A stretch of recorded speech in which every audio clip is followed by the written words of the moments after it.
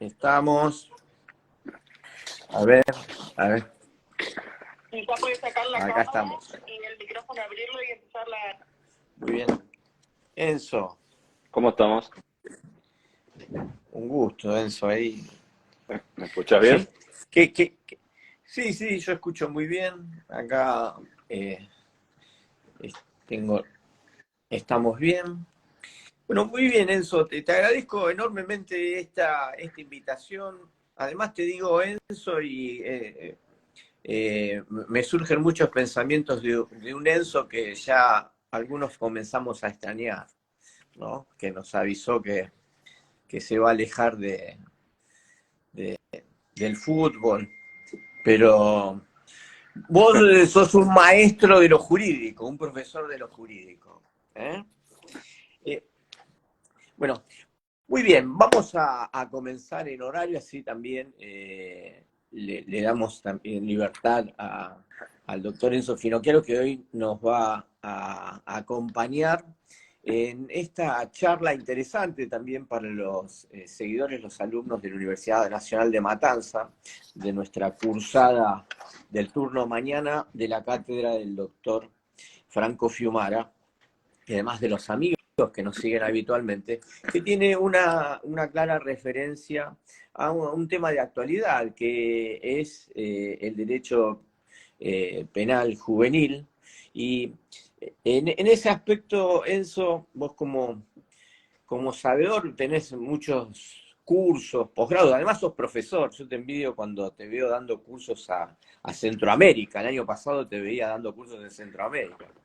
Eh, eh, Esta problemática que en estos últimos días, en esta última semana, se potenció con el fallecimiento del joven Joaquín en Córdoba, que también abre un camino de distintos debates y discusiones. Pero antes de llegar a eso, vos también como docente, y ya en cualquier momento doctor, ¿no? Porque sos doctorando hoy, en cualquier momento serás doctor. Eh, el punto es este. A todos los amigos también no quiero olvidar que Enzo lo conocí cuando yo cursaba, él ya era profesor en la Universidad del Museo Social, ¿no? Fue profesor en distintas materias, eso lo tenía presente, lo mira, ¿eh?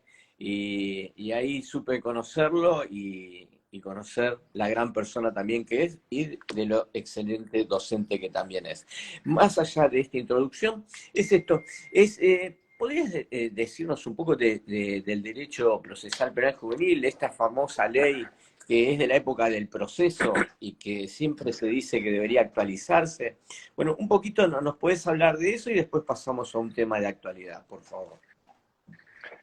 Bueno, antes que nada, buenas tardes a todos, a todas los que nos acompañan y las que nos acompañan del otro lado, especialmente a los alumnos, que es un horario no muy fácil para conectarse y hacerse un lugar y hacerse un espacio. Es un viernes muy complicado desde el punto de vista del transporte, que nos excede, obviamente.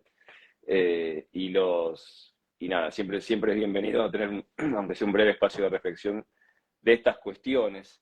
Y sobre todo el derecho penal juvenil. El derecho penal juvenil debe ser una de las ramas más comunes y menos conocidas de la litigación diaria que tenemos hoy nosotros. Y como yo siempre digo, cuando un tema es muy utilizado y poco conocido, favorece a algunos pocos en detrimento de unos cuantos, en detrimento de la mayoría. ¿Qué pasa? Justamente cuando estos temas son poco conocidos desde el fondo de las cuestiones, se tiende a facilitar cierta opinología por encima de lo que la doctrina, la Constitución, los tratados, la academia dicen. Y así uno escucha por ahí que en los casos de este tipo de temática a lo mejor es bajar la edad de la punibilidad, que en este tipo de cuestiones los chicos entran por una puerta y salen por la otra, que en este tipo de cuestiones hay que endurecer las penas. que en este tipo de cuestiones hay chicos que son irrecuperables, entonces esos chicos hay que darles como si fuese un adulto, y sin llegar al punto, por ejemplo, americano del tema. Los americanos, ya lo vamos a ver en un ratito, son muy pragmáticos. Los americanos tuvieron que sacar un fallo de la Corte. Como ustedes saben, nosotros nos guiamos por las normas en la Argentina. Tenemos un derecho basado en normas, principalmente. La primera fuente del derecho aquí en la República Argentina es la ley. Como ustedes saben, en el sistema anglosajón, principalmente en el Reino Unido y en Inglaterra y en Estados Unidos, esto es exactamente al revés. La primera fuente del derecho es lo que los tribunales dicen que el derecho es, lo que acá sería la jurisprudencia, el case law, como se conoce en los Estados Unidos. Y entonces en los Estados Unidos tuvieron que salir a decir en un fallito que de la década del 80, de fines de la década del 80, año 89, que los chicos no necesariamente tenían que ir a pena de muerte. ¿Qué quiere decir? Que se aplica hoy, año 2023, se aplica pena de muerte en algunos estados a personas menores de edad, lo cual aquí en Argentina sería una locura. Bueno, sin llegar a ese punto, el derecho penal juvenil tiene que estudiarse como tal, porque luego uno se encuentra, como decía el doctor Coronel, yo hace casi 10 años que trabajo en el ámbito de los chicos en conflicto con la ley penal, de los niños en conflicto con la ley penal, como se llama, como se lo nomencla, como corresponde. Hace 10 años que estoy en esa temática, en la Ciudad de Buenos Aires. La Ciudad de Buenos Aires tiene una ley penal juvenil propia. Está la ley de fondo, que es la que comentaba el doctor Coronel, que es la 22278, reformada por la 22803, de la década del triste momento legislativo que se llamó dictadura militar, allá en el principio de los 80. Y esa norma, muy rudimentaria, muy básica, con muchos agujeros, muy fácilmente sustituible por otra norma mejor, que no hay que hacer demasiado legislativamente para mejorarla. Aún así, hace casi 50 años que seguimos con una norma vetusta, porque hay mucha ideología y mucho tire de un lado y del otro para endurecer para sacar una norma más dura que esa o para sacar una norma más blanda que esa. Esa norma seguro que no va. Pero pasa algo parecido a lo que pasó con la ley de medios, si se quiere un paralelismo. Hay un gran vacío normativo que no se puede subsanar. ¿Por qué? Porque estamos ante una temática con mucha discusión ideológica de fondo, que una sociedad como la Argentina todavía le parece mentira, todavía le cuesta dar este tipo de discusiones sin tener que recurrir a la opiniología. Y acá nosotros tenemos que tener en cuenta una cosa muy básica, que es muy básico. Todos estudiamos en la facultad que los tratados internacionales de derechos humanos son los que nos marcan el norte. Nosotros, como abogados, en la materia en la que estemos, en el rol en el que estemos, nos guiamos por la Constitución. Si el norte es la Constitución, es muy difícil que metamos la pata. Desde el punto de vista de la litigación, es muy difícil que, si nosotros nos manejamos con la Constitución como norte, vayamos a comernos una nulidad, como se dice en la jerga de la práctica procesal. Es muy difícil como jueces que saquemos un fallo adverso, mejor dicho, un fallo contrario a derecho o un fallo contrario a lo que corresponde. Ahora bien, cuando uno se olvida de ese norte y empieza a intentar encorsetar el asunto que uno tiene en lo que uno quiere, y ahí sí se mete la pata. En este aspecto, desde el año 1989, ya vamos para los casi 40 años, rige la Convención de los Derechos del Niño en la República Argentina. Fue firmada en 1989 y en 1990 ya fue incorporada a la legislación argentina, y con la reforma constitucional del año 94 pasó inmediatamente a formar parte, junto a la Convención Americana de Derechos Humanos, junto al Pacto Internacional de Derechos Civiles y Políticos, junto al Pacto Internacional de Derechos Económicos, Sociales y Culturales, junto a la Convención para la Eliminación de todas las formas contra la violencia contra la mujer, la CEDAW, junto a todo un montón de pactos, forma parte del plexo que se llama bloque de constitucionalidad, como se le quiera decir. Lo cierto es que en esa convención hay un paradigma nuevo, digámoslo, nuevo, que es el de la protección integral de los derechos de niños, niñas y adolescentes. No importa si ese niño, niña o adolescente es imputado, víctima o testigo, no importa. Por el hecho de ser niña ya tiene una serie de derechos que ahí se le reconoce. Normativa que fue, como ya digo, constitucionalizada en el año 94, que a los años tuvo una ley, que es la ley 26061, que pone en marcha toda una serie de mecanismos para la protección integral de los derechos de niños, niñas y adolescentes.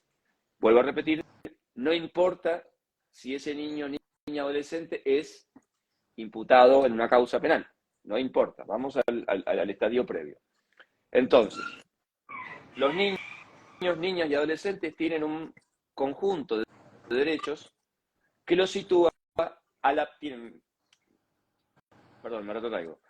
tienen los mismos derechos que tenemos los adultos y luego tienen un plus de derechos contenidos a partir de esa convención que los eleva por encima de los adultos.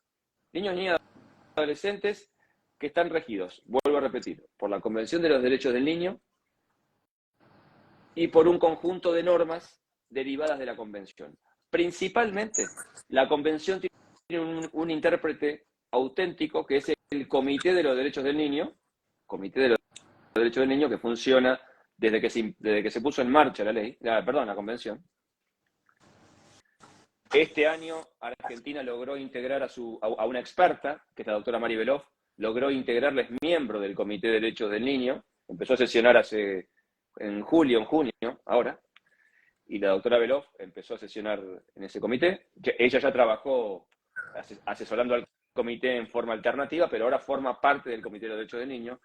Y el Comité de los Derechos del Niño tiene observaciones generales que para la Argentina son norma, y esto yo no veo que muchos fiscales, sobre todo fiscales, o que muchos defensores que no sean, por ejemplo, la doctora Chávez, estoy hablando de alguien de una experta, que no sea Karina, que es una amiga de la casa, salvo un defensor de menores, es muy difícil que uno vea en un proceso penal juvenil citar, por ejemplo, la observación general 24, que es fundamental del año 2019, sobre derechos de niños en conflicto con la ley penal. Cuando ustedes tengan un chico en conflicto con la ley penal, si en algún lado de su escrito, de su presentación o de la causa no se nombra la observación general 24 y por sobre todas las cosas no se la recepta, hay algo que no va bien.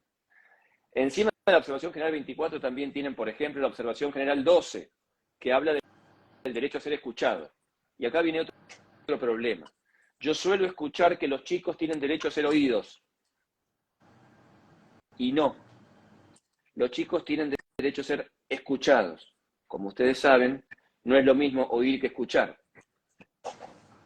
Escuchar implica un trabajo intelectual de asimilación y de análisis que no implica necesariamente el oír. El oír es que algo te pase por el oído, por el sistema auditivo.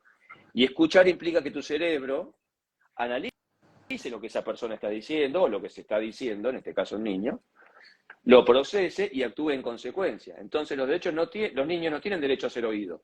Los niños, según la observación general 12, tienen derecho a ser escuchados, que no es lo mismo.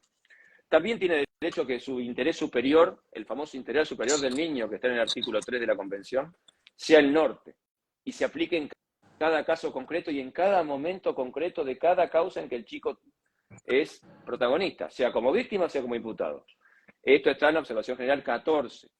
En fin, yo los invito, pueden entrar a la página de la Convención de los Derechos del Niño, tiene una página propia la Convención, y ahí tienen todos los protocolos, que son 2, tienen las observaciones generales del comité, que por ahora va por la 25, creo, el último es, la 25 es la que tiene que ver con los chicos y el entorno digital. Hay una de niñas y adolescentes mujeres, hay de DESC, hay de derechos políticos, hay de todo. A estas observaciones generales también hay que sumarle las reglas de Beijing, que son incluso anteriores a la Convención de los Derechos del Niño, que tiene que ver con prisionización y desprisionización de chicos. Las reglas de La Habana, que tienen que ver con chicos privados de libertad. Las reglas de Tokio, que tienen que ver con reglas para aplicar en procesos alternativos donde no haya soluciones de prisionización. Y las muy conocidas y últimamente sancionadas, las reglas Mandela, que tiene que ver con el trato digno a personas que están privadas de libertad. Todas esas reglas que son emanadas de la Asamblea General de Naciones Unidas, todas, Tokio, La Habana, Mandela y Beijing, las cuatro son ley para la Argentina. ¿Pero por qué?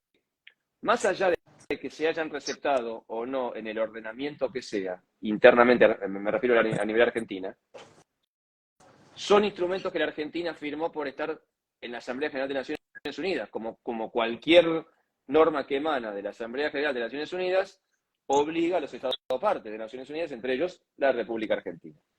En la mayor parte de los ordenamientos procesales, que como ustedes saben son los provinciales, una cosa es la ley de fondo, la 2278, y después cada una de las 20 y pico de jurisdicciones regulan los procesos penales juveniles como quieren, la provincia de Buenos Aires como quiere, está el fuero de responsabilidad penal del adolescente o responsabilidad penal del joven, como se llama en provincia de Buenos Aires. En la ciudad de Buenos Aires, que es una jurisdicción aparte, tenemos la justicia penal juvenil. En la provincia de Catamarca, donde está el doctor Moravito, por ejemplo, tenemos la justicia penal juvenil. En la justicia entrerriana, donde está el doctor Barbiroto, todos amigos, tenemos la justicia penal juvenil. En la provincia de Tucumán, donde está el doctor Moekens, otro amigo, tenemos la justicia penal juvenil. En el único lugar donde no tenemos justicia penal juvenil y todavía tenemos justicia de menores, propia de otro paradigma, de otra época, es en el Fuero Nacional. En el Fuero Federal ni siquiera tenemos justicia de menores. Y fíjense lo loco que en los procesos federales no hay justicia especializada. El mismo juez federal que se encarga de un adulto, nombremos al juez federal que querramos, cualquiera de los 12 de la capital estoy pensando, o cualquiera de los jueces federales del interior, se van a encargar de ese chico sin la especialidad que tienen que tener. Supónganse un chico que es imputado por la 22.362, la ley de marcas. Algún chico que se ha encontrado en algún taller clandestino y le imputan algún grado de participación en una violación a la ley de marcas. Bueno, ese chico va a quedar a disposición del Tribunal Oral Federal que corresponda en la etapa de juicio o del juzgado federal en la etapa previa de investigación. Bueno, ahí no va a haber ningún organismo especializado en niñez, judicialmente hablando, que se ocupe del chico, lo cual es una locura. Quien toma las decisiones respecto a ese chico no va a ser especializado. El juez federal no es especializado en niños, con el máximo amor que me merecen los jueces federales, ¿no? Estamos hablando. No son especialistas en niñez. Y está bien, y está perfecto porque es otro su rol. Encima a todo esto hay que sumarle directrices RIAD, que también es otro soft law, es otro instrumento internacional que se aplica. Entonces, de todo esto que yo les dije, tenemos todo un bagaje de normas que tenemos que aplicar en todos los procesos penales en donde haya un niño me refiero a persona menor de 18 al momento de los hechos. Niño es, desde el punto de vista normativo, para el jurista argentino, toda persona que al momento de los hechos tenía 18 años. Por haber tenido 18 años al momento del hecho, esa persona tiene todo un montón de garantías y derechos. Si esa persona encima es el imputado, también tiene derecho a todo lo que tiene ahí adentro. Bajo ese paradigma, el caso concreto tiene que enjuiciarse, tiene que investigarse, tiene que llevarse adelante. Y acá hay un segundo tema muy importante. Y esto es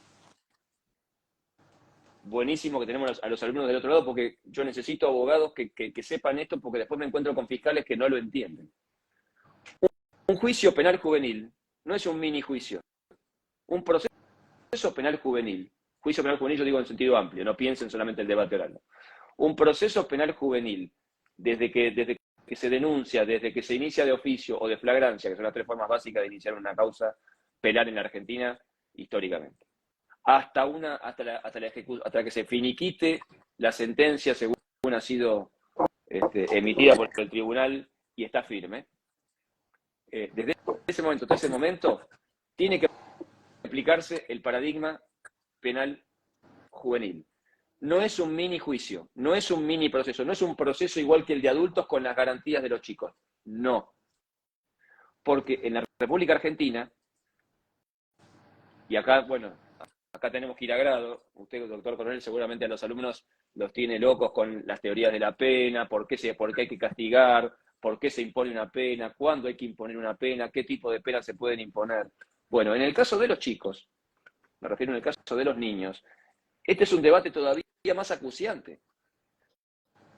Porque según la 22278, vieja y todo como está, obsoleta y todo como está, el propio artículo cuarto, si uno lo lee a la ley a la luz del paradigma vigente desde la Convención, no necesariamente hay que imponerle pena. Porque si yo leyendo el artículo cuarto de la 22278, que lo tenga a mano, le puede pegar una leidita, y si uno lee el artículo cuarto de la 22278 con el paradigma de la protección de derechos integral, uno tiene que concluir que si después del tratamiento, lo que se llama el tratamiento tutelar, esto es, después de que el Estado puso manos, no físicas, ¿no? Puso manos jurídicas sobre ese niño en conflicto con la ley penal, y ese niño atravesó un tratamiento tutelar, guiado por el Estado, o ayudado por el Estado, o liderado por el Estado, y lo atravesó en una forma muy positiva, como suele ser en la mayoría de los casos.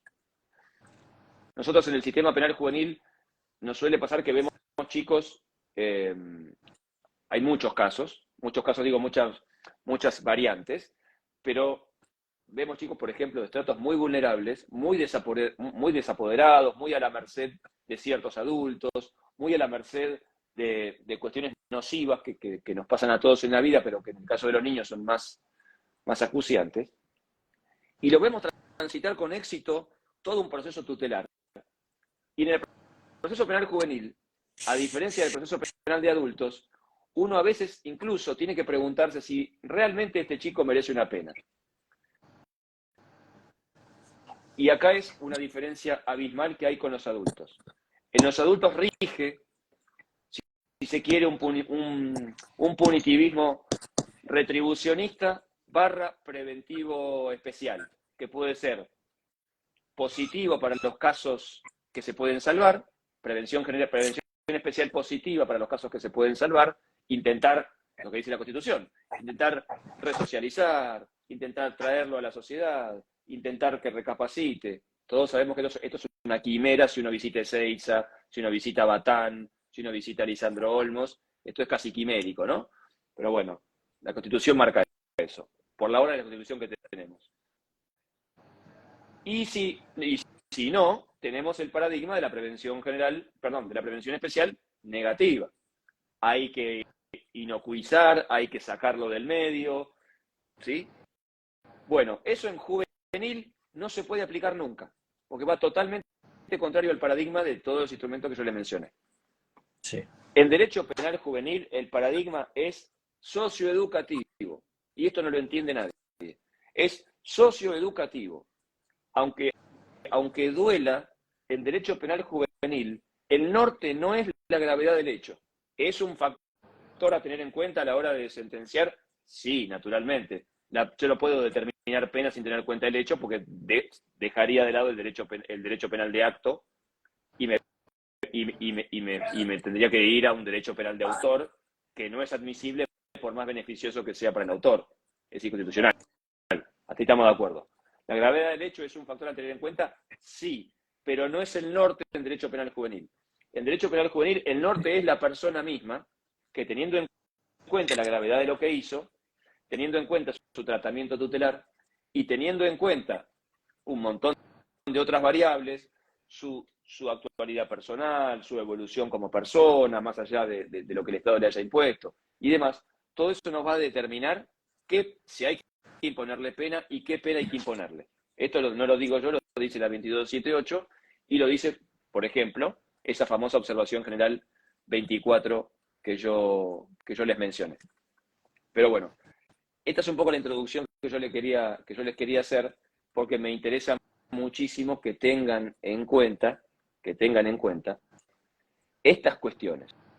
¿Sí? Primero, hay que bajar primero que hay un paradigma de niñez que hay que aplicarle siempre a los casos donde haya un niño en conflicto con la ley penal. El derecho penal juvenil es eso, es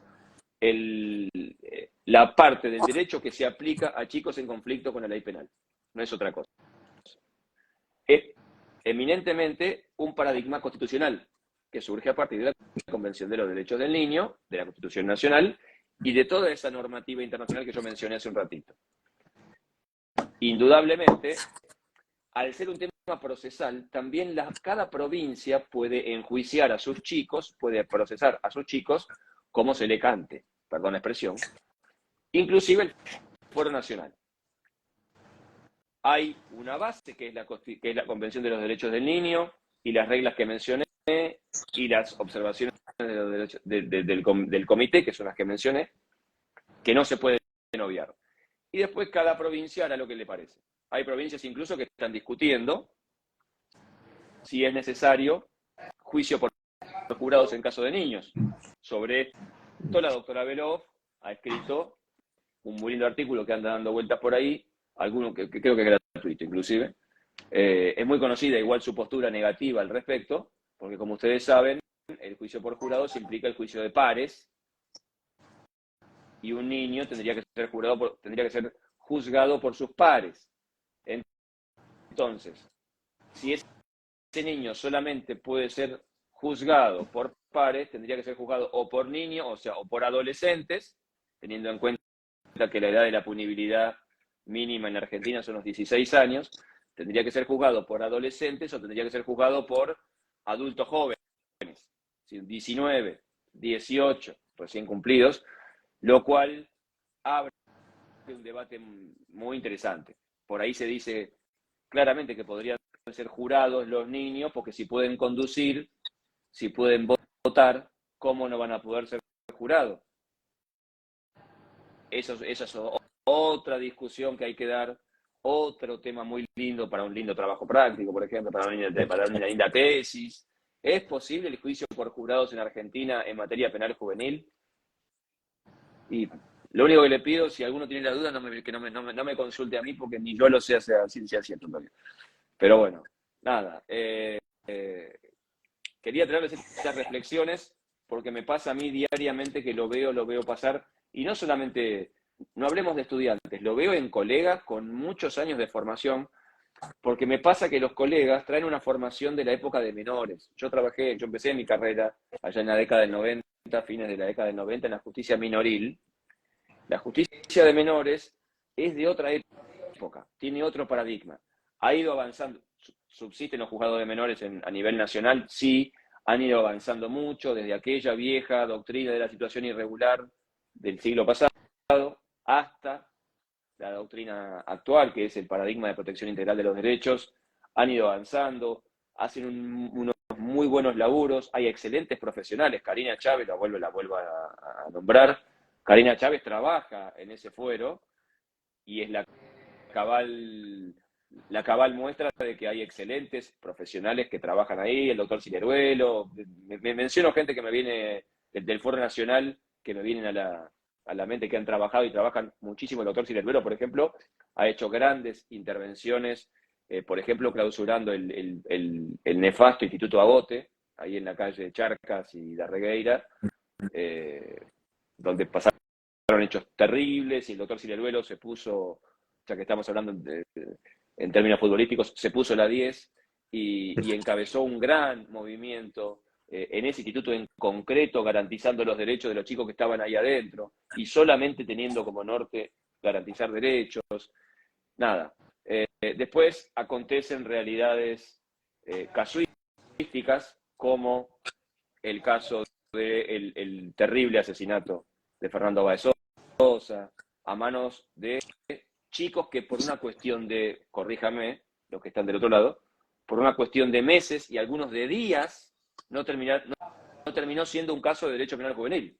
El caso del asesinato en Villa Gesell, por una cuestión de días, o de meses, no terminó siendo un caso penal juvenil, porque tenían todos al momento del hecho 18, 19. El mayor tenía 19. Así es. Incluso Sí, sí. hay uno que tenía 17 al momento del hecho y que tuvo que declarar primero en cámara Gesell y luego pudo relevárselo de esta forma especial de declaración que tienen los chicos en el juicio oral, y que, entiendo yo, la fiscal con una buena muñeca evitó imputarlo, porque si no el caso se iba al fuero de responsabilidad penal del adolescente. Entonces la fiscal a propósito lo corrió y le hizo la imputación a los otros, que eran los recientemente adultos. Lo acontecido ahora en la Boulage, que usted mencionó, doctor, con Joaquín Esperani hace unas semanas. El caso, todos recordamos, perdón, el etiquetamiento, el caso de Pan Triste en Carmen de Patagones, de un alumno que acribilló a casi todos sus compañeros, extrayéndole Así es. el arma al padre que era prefecto. Hay muchos de esos casos. Antes de charlar de casos, quiero hacerles una salvedad. Algo que usted, coronel, doctor, conoce muy bien, porque me consta, pero que la normalidad del mundo jurídico, no sé si lo sabe tanto, que es que los niños, en cuanto sujetos de causas penales, como sujeto activo, esto es como imputados en causas penales, nunca pasaron históricamente en la Argentina a los 2 dígitos de presencia estadística. Hoy, y esto se ha mantenido invariable por más que el número de causas penales crece año a año, en todas las cámaras de apelaciones, que son las que sortean las causas, nunca pasó del 6 o el 7% de la estadística criminal. Hoy, los chicos en conflicto con la ley penal representan el 6% de la realidad criminal estadística en la República Argentina. Criminal en sentido amplio, ¿no? El 6%. Y en algunas jurisdicciones esto baja al 5 o al 4%. Estoy hablando a nivel nacional / federal. En la ciudad de Buenos Aires nos pasan del 3%. Y en otras jurisdicciones, del sur sobre todo, no pasan del 5%. Entonces, no es cierto que los pibes chorros, no es cierto que los adolescentes, lo que sí reconozco es que un delito violento cometido por adolescentes impacta muchísimo más, porque tiene un nivel de atención mediática superior, porque justamente se trata de un chico. Afortunadamente, en los delitos que más nos duelen como país, estoy hablando como país, más allá de, no como seres humanos, sino como país, por suerte los chicos ahí no tienen nada que ver. Lavado de dinero, corrupción, cuestiones de funcionariado público, cuestiones contra la fe pública, cuestiones de estafas. Ahí los chicos generalmente, si están en algún rol muy secundario. Donde sí tienen una muy fuerte presencia, lamentablemente, es en las infracciones a la ley de drogas. Ahí lamentablemente los chicos están en esos últimos escalones, los famosos 14 inciso 2, 14 inciso 1 de la ley de drogas, o inclusive los estamos viendo, no, se ven hace decenas de años ya atrás, desde la década del 90 para acá, en el 5C, lo que es el famoso tráfico de estupefacientes. Estamos viendo muchos chicos, porque claramente las organizaciones de narcotráfico se avivan, saben de esto que yo les estoy diciendo, que tienen mayores garantías, que tienen mayores derechos, que de 16 años para abajo son no punibles y demás, y entonces en vez de mandar a un adulto 1 kilo para que trafique y sea agarrado, prefieren entonces agarrar a 100 niñitos, darles 10 gramos a cada uno, y con eso son no punibles, con 10 gramos no es tráfico, no hay problema. Si te agarran, te harán una causa penal, harás una remisión, una probation penal juvenil, algún instituto alternativo, ni siquiera vas a instituto, y zafás. Y yo, como organización de narcotráfico, zafo. Lamentablemente la realidad criminal argentina hoy nos dice esto, sobre todo en grandes centros urbanos como Buenos Aires, Rosario, Córdoba, Mendoza, Santa Fe. Pero bueno, siempre hay que tener en cuenta estos datos.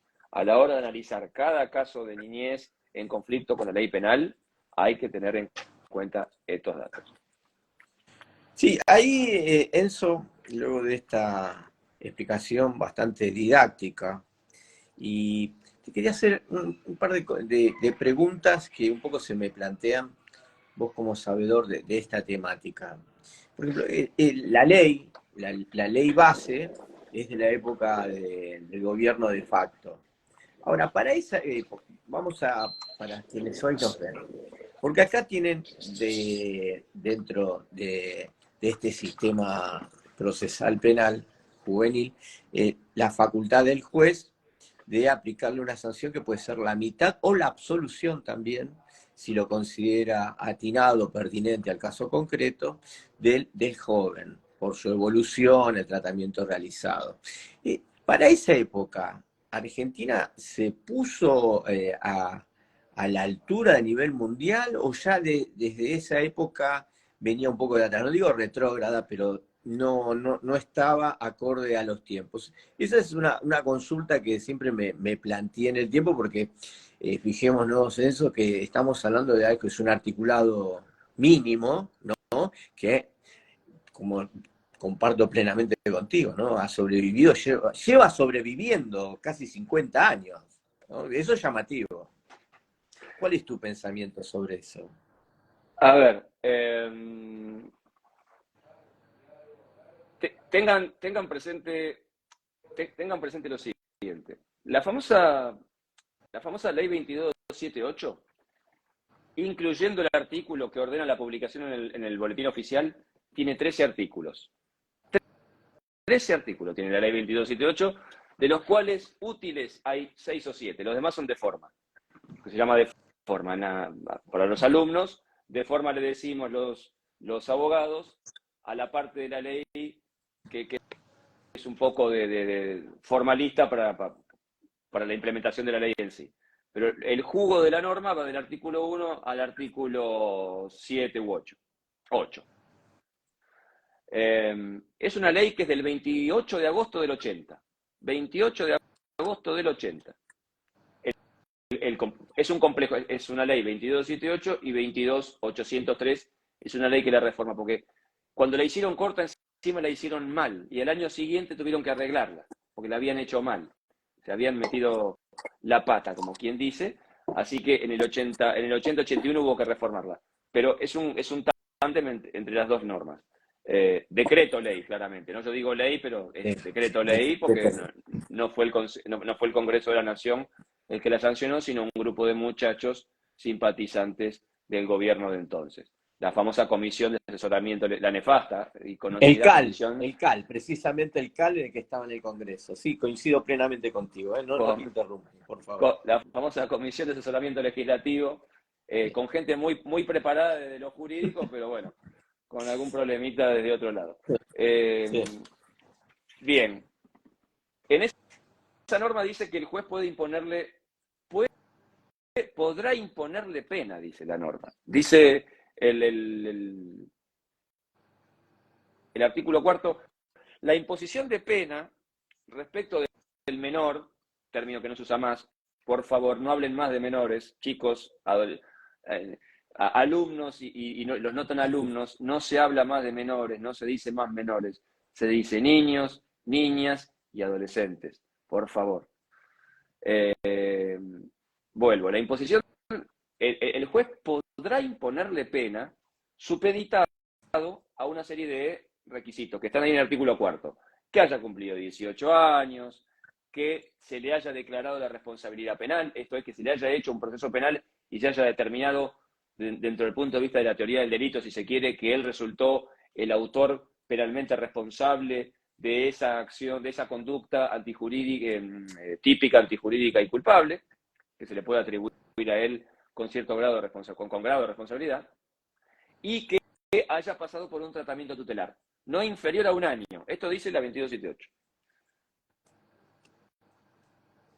Yo les recomiendo acá hago un paréntesis, los votos de Pablo Jantus. Pablo Jantus es un juez que hoy está trabajando en la Cámara de Casación Nacional, ahí con sede en la calle de Talcahuano, nuevita digo yo, tiene un par de años, Talcahuano al 600, creo, al 500, ahí en Talcahuano, entre Viamonte y Tucumán. Ahí está, Pablo Jantus trabaja ahí. Él fue juez de menores, anteriormente, antes de ser juez de casación, y históricamente ha dado una batalla enorme por la inconstitucionalidad de este artículo. La doctrina judicial argentina nos dice que la pena a los chicos, la pena aplicable a niños, tiene que ser bajo la doctrina del plenario villarino. ¿Qué es el plenario villarino? El plenario villarino es un plenario del año de la escarapela, del año de la escarapela, digo así eufemísticamente, ¿no? No es del año de la escarapela, pero más o menos de la Cámara del Crimen, de la vieja Cámara del Crimen, ahí en la calle Viamonte, enfrente del Teatro Colón, que nos dice que la pena se puede reducir según la escala de la tentativa. Villarino habla sobre cuál es la escala de la tentativa. El plenario Villarino discute cuál es la escala aplicable en la tentativa. Bueno, la escala de la tentativa es reducir de 1/3 a la mitad, ¿no? Según el artículo 44 del Código Penal, es reducir de 1/3 a la mitad. Bueno, como es un beneficio que hay, entonces Pablo Hantus y todo el movimiento, estoy hablando década del 90, la convención recién vigente en la Argentina, viejo paradigma de menores vigente, todavía, ahí chocando, vigente a nivel judicial, a nivel normativo estaba la convención. Al día de hoy esto ya está zanjado. Hoy a los chicos se les aplica la pena según la escala de la tentativa. ¿Cómo determina el juez la pena? Primero, el juez tiene que determinar si hay pena, si hay necesidad de pena. 1. 2. Si hay necesidad de pena, tiene que aplicar una reducción de la pena que puede ir de 1/3 a la mitad. Este tiene que, para muchos es facultativo y para otros es obligatorio. Si uno lee el bagaje de instrumentos que yo les acabo de mencionar hace un ratito, esto es obligatorio. Si yo agarro Convención de los Derechos del Niño, si yo agarro directrices de Riad, si yo agarro reglas de Beijing, si yo agarro las reglas de La Habana, si yo agarro la observación general 24 del Comité de los Derechos del Niño, claramente voy a concluir que hay que aplicarle la menor pena posible. Dentro de la pena, la menor posible. ¿Y cuál es la menor posible? La que prevé Villarino, la de la tentativa. ¿Cuál es la de la tentativa? Reducir la escala de la consumación de 1/3 a la mitad. Bien, para Pablo Hantus esto es obligatorio, para muchos jueces que hoy todavía están trabajando esto es facultativo.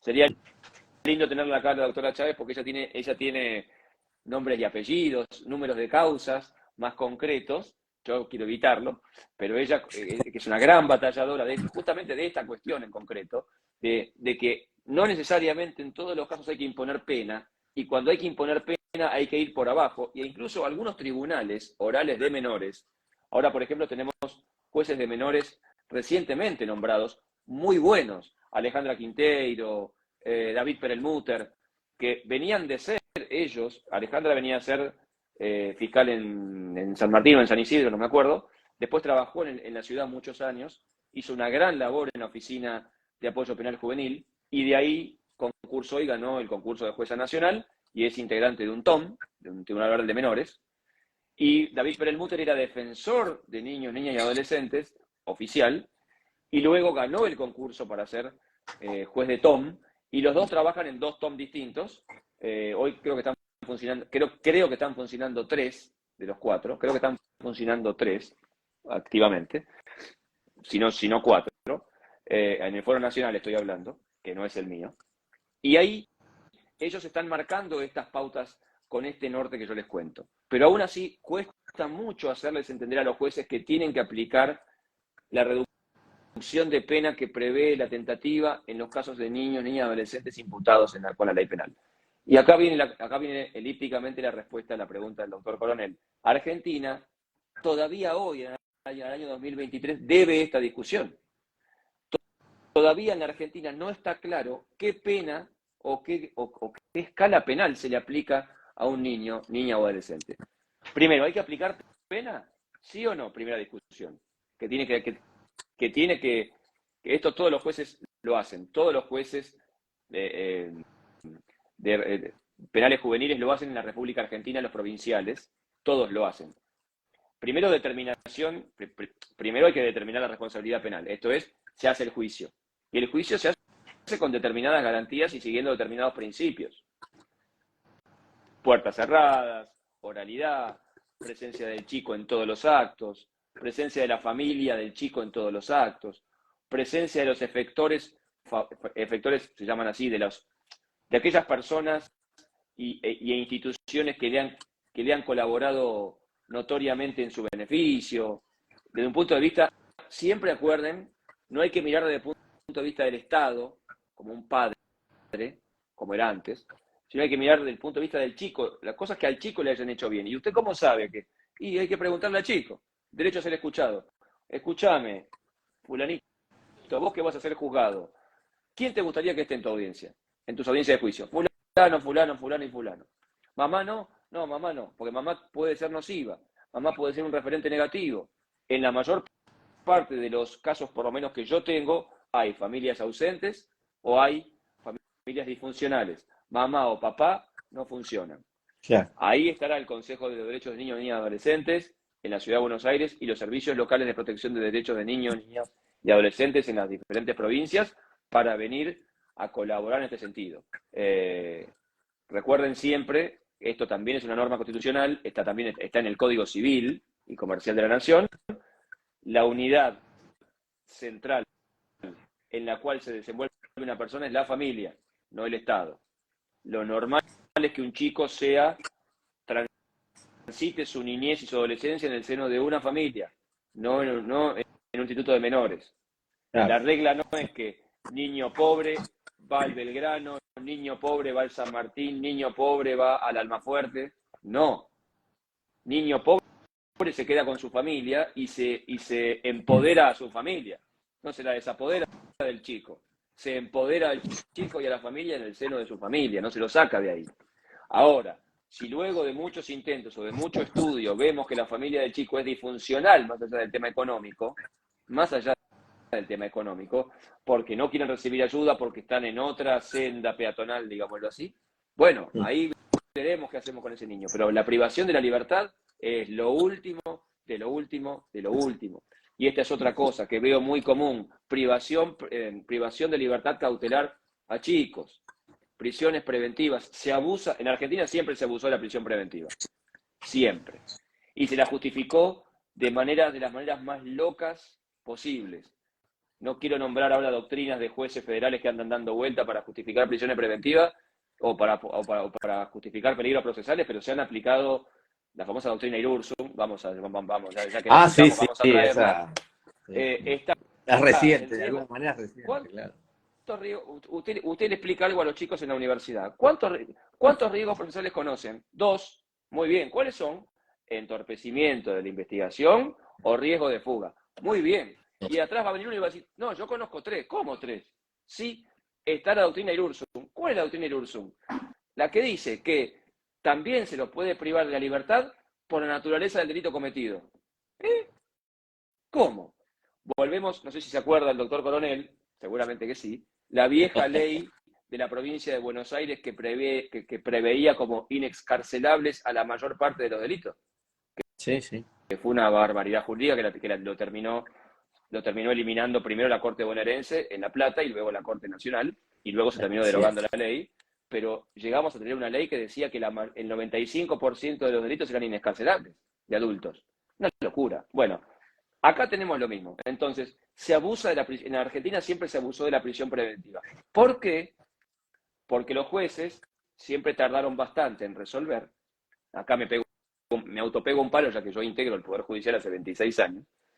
El Poder Judicial siempre tardó mucho en resolver, y ¿qué era lo más fácil? O lo largo o lo tengo cautelarmente encerrado. Y tengámoslo cautelarmente encerrado. Prefiero firmar una prisión preventiva y perjudicar a uno que salga y mate y perjudique a una familia. Ahora, nadie se representó la posibilidad de hacerle un juicio rápido, justo y con el debido proceso y en plazo razonable. No, en Argentina es imposible. Ningún proceso penal dura menos de 4 años.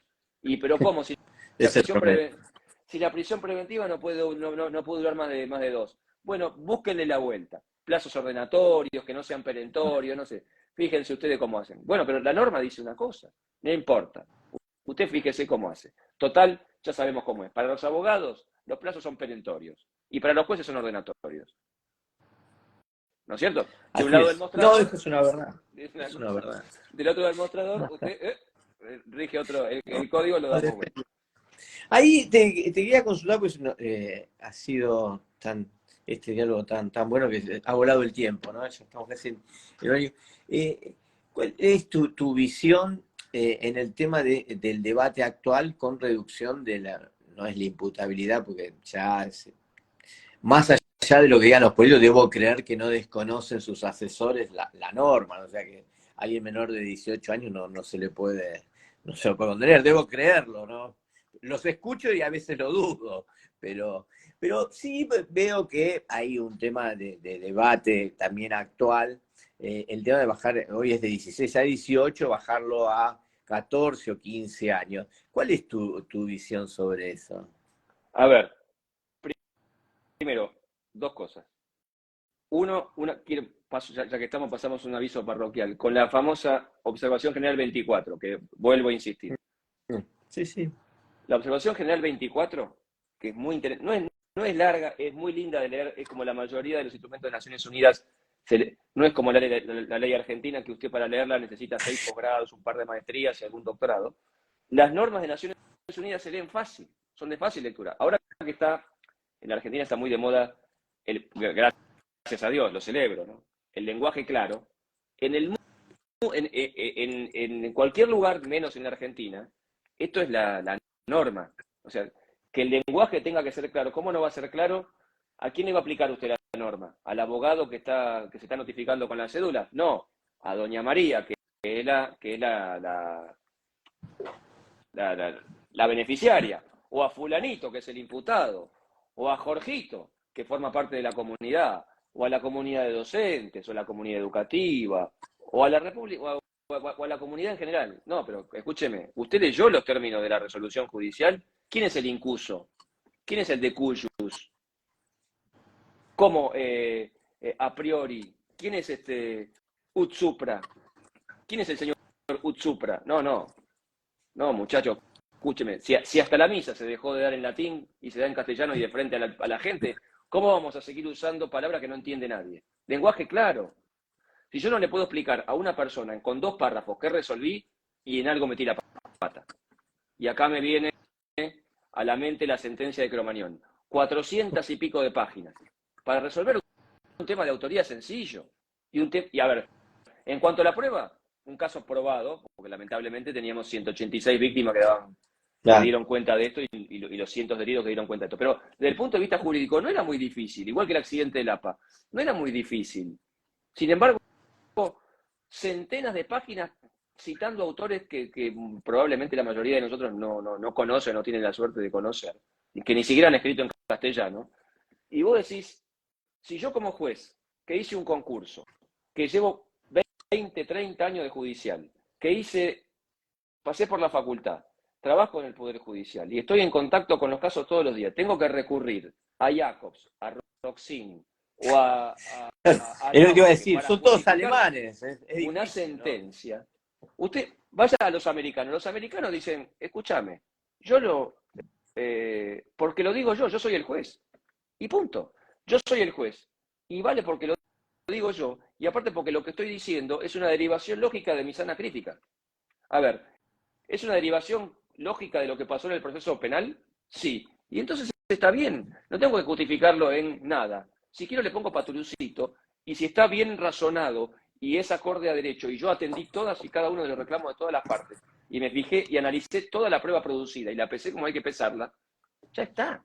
No tengo que citar a Winfried Hassemer o a Armin Kaufmann para que tenga No, mirá, citó a Kaufmann. Muy bien. Citó a Roxin. Pobre Roxin deben doler los oídos de lo que lo citan. O Jacobs. Si la gente supiera lo que ha escrito Jacobs en general, no lo citaría tanto.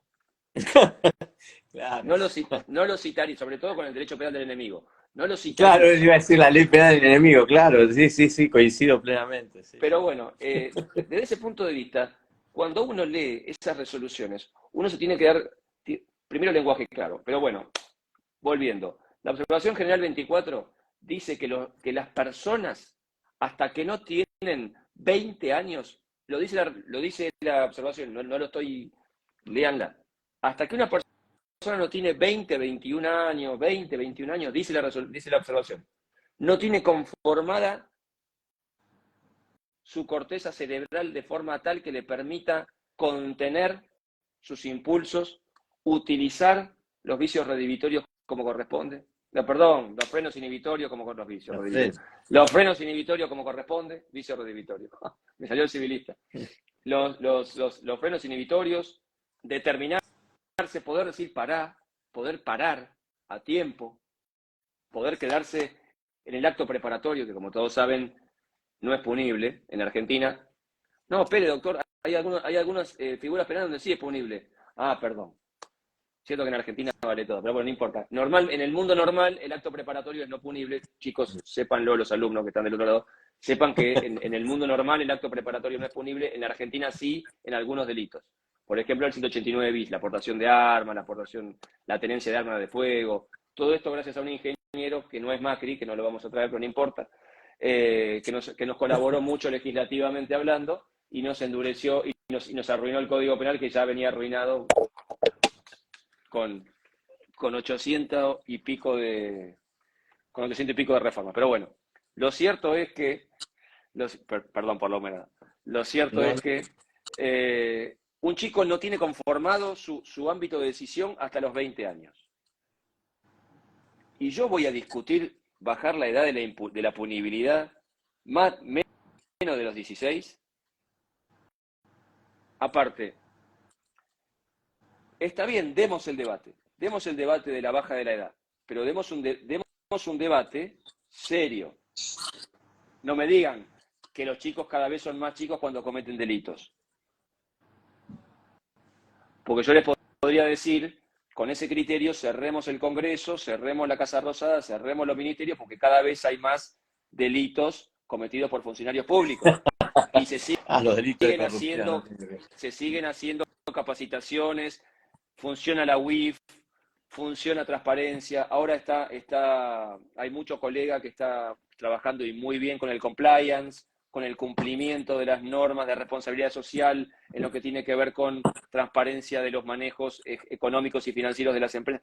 Y sigue habiendo delitos de corrupción.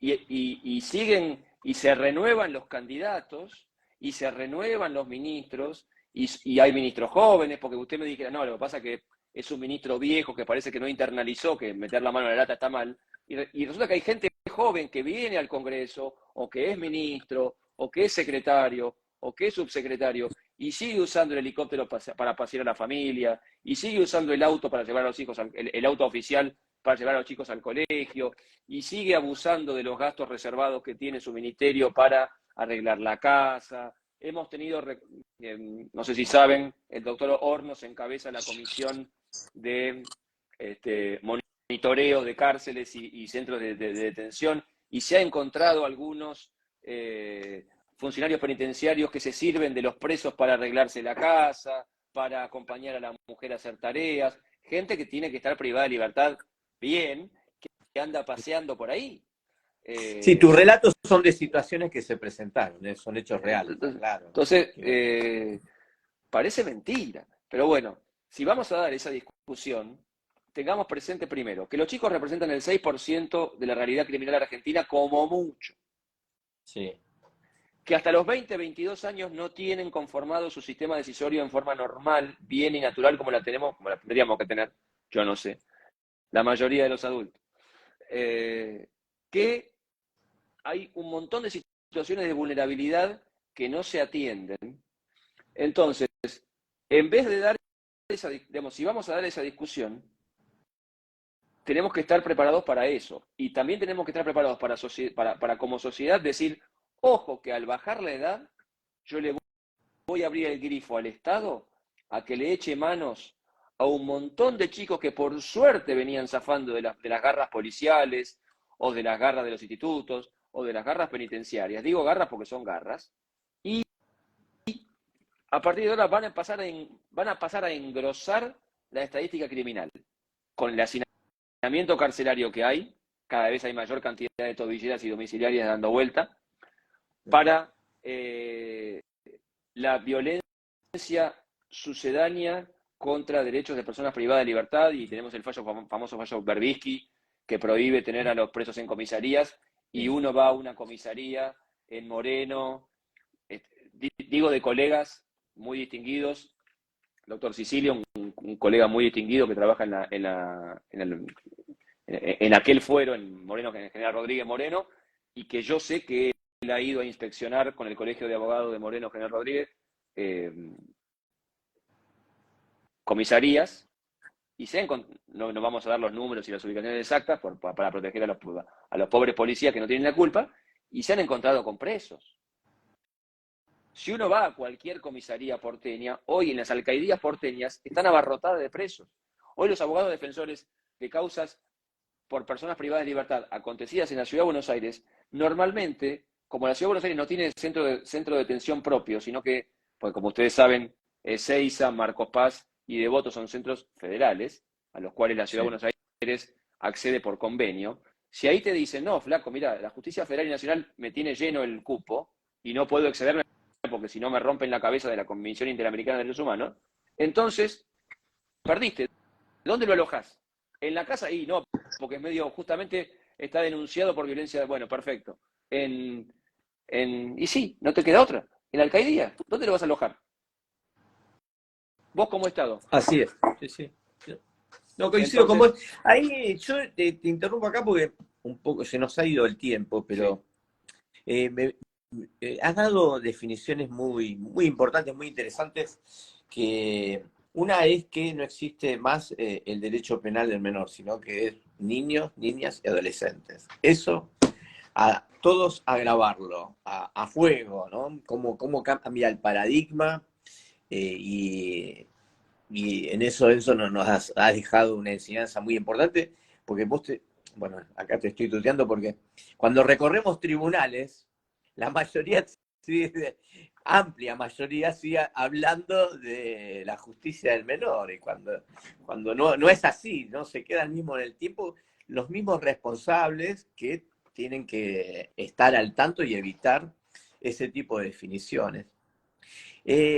Lo que nos has dicho de las distintas reglas internacionales, destaco la de las reglas, corregime, si no, es la de Tokio, que de alguna manera le busca salidas alternativas a esta problemática. Es un desafío que tiene el sistema procesal penal argentino, esto ya en general, porque de a poco se va haciendo un lugar, pero reconozcamos eso que no es muy aceptado, ¿no? Los fiscales no son muy receptivos, las defensas, hasta la misma defensa oficial en algunos aspectos tienen sus reticencias. Estos institutos, que tanto puede ser la suspensión de juicio a prueba, algún día probaremos con la probation en otras generaciones, ¿no? Que cuando de la sentencia, y a partir de eso ver cómo trabajarlo, que esa es la definición real, y la conciliación penal, que hasta recientemente, ayer, había una jornada en el Colegio Público de la Abogacía diciendo de la cuestión de una seria crítica al tema de la conciliación penal. O sea que esto también nos habla que hay una reticencia importante. Pero para mí, en este tipo de situaciones, en estas problemáticas que desarrollamos, es el desafío que tenemos para dar una solución, y que, como bien decís vos, son jóvenes, niñas, jóvenes, adolescentes, y que no tienen que sufrir el estigma de una sanción penal a esa edad. Habrá que buscar también cómo evitar esas situaciones. Pero me llevo hoy una definición genial tuya, genial, como otro Enzo que tiene un número 24 en la espalda, que es buscar la salida socioeducativa, no es el retribucionismo, no es el fijar la sanción penal, sino la socioeducativa. Muchas veces nos ocurre ocurre que se busca la sanción, la responsabilidad penal, bueno, después la absolución, potestad del juez, también depende del juez que te toque, pero no se busca una salida de inicio, ¿no? Socioeducativa, porque en realidad en esa edad están en el momento de aprender donde todos la absorben y donde realmente ellos nos superan a nosotros en ese nivel de absorción y de ser mejores que nosotros, porque es lo que aspiramos, ¿no? A dejarle una sociedad mejor. Así que es esa definición que nos disculpen los retribucionistas, ¿no? Con el mayor respeto, pero esa salida socioeducativa para mí es la definición del día de hoy. Y el tema tengan presente también las reglas de Tokio, que da gusto leerlo. Y para mí siempre hay una esperanza, una visión de que podamos superarnos. Acá leí la licenciada Olano, decía que que cree en un juicio de jurados por menores, ¿no? Por sus pares, o sea, jóvenes de 19 años. No voy a contestar, la mayoría de nosotros consideramos que eso puede llegar a no ser lo mejor. Para mí, lo mejor en todo esto se da si tenés jueces con un criterio más que humanista, humanitario, ¿no? Que para mí es el desafío que tiene siempre este sistema. Cuando nos encontramos con un sistema rígido y estricto, nos quedamos en el tiempo y tenemos que pedir disculpas de no haber evolucionado lo suficiente. Pero esto es en cuanto a mis conclusiones, ¿no? Pero nos acompañó Enzo Finocchiaro, un destacado profesional, ¿no? Del derecho, además funcionario. Y ahora sí escuchamos tus reflexiones finales, porque nos pasamos largamente hoy, pero pedimos disculpas, pero valió la pena. Así que cerrá vos con tus impresiones, por favor, eso, y te agradecemos tu tiempo. Y que nos hayas permitido compartir esta tarde difícil, sin colectivos y problemas de trenes, que nos hayas dedicado unos minutos. Así que te escuchamos. Para cerrar, no voy a dedicar más tiempo porque sé que yo también fui alumno y sé lo que implica que el docente siga hablando después de que el tiempo pasó y cuando se calla este señor. Nada, para cerrarles, el mayor porcentaje de los delitos que tienen hoy a los chicos por protagonistas son susceptibles de una probation, son susceptibles de una mediación penal juvenil, son susceptibles de alguna solución alternativa. Hay dos institutos en los que no creo. Uno es el juicio abreviado y el otro es en el juicio por jurados. ¿Por qué no creo? Porque si uno tiene que aplicar el principio de especialidad que lo tiene la Convención de los Derechos del Niño, ese es el problema. El primer problema es de índole constitucional. El primer problema te dice principio de especialidad. Y los jurados, por más adolescentes o por más pares que sean, no tienen especialidad. Se podría zanjar y habría que ver si el juez penal juvenil que lleve adelante el debate logra meterlos con el principio de especialidad y logra sacarles el corset de la comunidad normal y logra traerlos a que vean las cosas con un paradigma socioeducativo, pero no lo veo factible. Si les cuesta a los jueces, imagínense a la gente de a pie. Suscribo lo que dice el doctor Coronel. Un adolescente tiene una capacidad de aprendizaje, de internalización de procesos positivos 4-1 con respecto a un adulto de 30 a 35 años. 4-1. Esto es, y si uno lo quiere extender en el tiempo, un chico en 6 meses, en un año, te puede internalizar lo que un adulto tarda 5, 6 o 10. Por eso más de uno de nosotros agradece haber cursado la facultad a los 18, 19 años, el grado, digo, y se compadece de los colegas que se reciben y felicita enormemente. Para mí, alguien que se recibe a los 50 años de abogado merece que directamente lo nombren ciudadano ilustre, porque lo que debe ser pasar por eso, pasar por el grado, ya con una estructura mental conformada, con chicos, colegio y demás, y encima tener que estudiar y encima tener que rendir y un trabajo práctico, me saco el sombrero con los que lo hacen. Tengo alumnos tengo alumnos más grandes, he tenido alumnos de 70, 75 años que uno dice, si no se va a matricular, ¿para qué se recibe? Y bueno, nada. ¿Y usted para qué se peina? Me dirán a mí. Yo me sigo peinando igual y me sigo poniendo shampoo. Porque justamente no pierdo las esperanzas. Por lo mismo, vayamos a sistemas alternativos de solución de conflictos en penal juvenil, que es el norte. Vayamos hacia esas discusiones. Demos la discusión del derecho penal, del juicio por jurados, demos la discusión del juicio abreviado, demos la discusión de la mediación. ¿Por qué mediación penal juvenil no? Léanse reglas de Tokio y reglas de Beijing, que también es un instituto muy importante, que es la remisión, que es la posibilidad de reorientar al chico hacia la comunidad sin necesidad de hacerlo pasar por una pena, la regla 11 de las reglas de Beijing. Esos dos institutos, esos dos instrumentos, Tokio y Beijing, que de varios quedan cerca el uno del otro, geográficamente hablando, le van a resultar de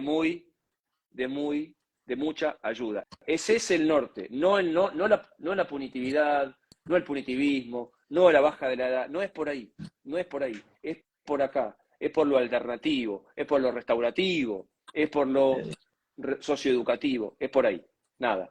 Gracias a todos, gracias por la invitación, gracias Augusto, no, como siempre. Falta más y seguramente antes de fin de año nos juntamos y nos veremos seguramente. Sí, con estudiantes. Creo que hay una reunión importantísima el fin de semana con que estudiantes viene. de La Plata el otro fin de semana. Muy bien. Ahí estaremos. Abrazo enorme. Muchas gracias. Saludos a la familia. Gracias a todos. Chao. Saludos. Chao. Chau. Chao.